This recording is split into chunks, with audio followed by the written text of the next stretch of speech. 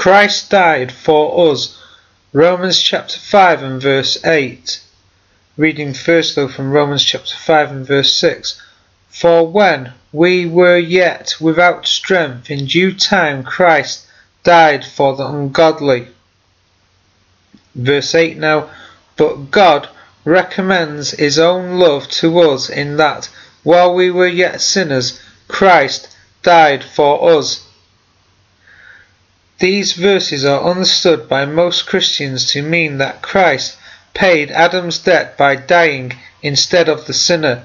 Therefore, salvation is offered by grace alone. In the statement, Christ died for us, for does not mean instead of. See its usage in 1 Corinthians chapter 15 and verse 3, Galatians chapter 1 and verse 4, Hebrews chapter 10 and verse 12, Hebrews chapter 7 and verse 25. If Jesus died as a substitute for me, paying my penalty, then why should I die? Why is it that mankind die the same today as before this substitution took place?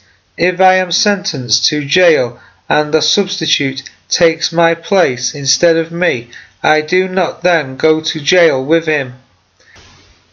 If the sacrifice of Christ were a substitute, how can there be real forgiveness with God? A creditor who releases the debtor because someone, not his debtor, pays the debt. If the debt is paid, then there is no longer need for forgiveness. If Christ's death were a substitution instead of the sinner, then the redeeming power lay in his death and not in his resurrection. Yet Paul declares Jesus Christ was delivered for our offences and was raised again for our justification. Romans chapter 4 and verse 25. If Christ be not raised, your faith is in vain, ye are yet in your sins. The scriptural language is that Christ died that he should taste death for every man. Hebrews chapter 2 and verse 9. This is the language of representation shown throughout the types of the law of Moses, not substitution.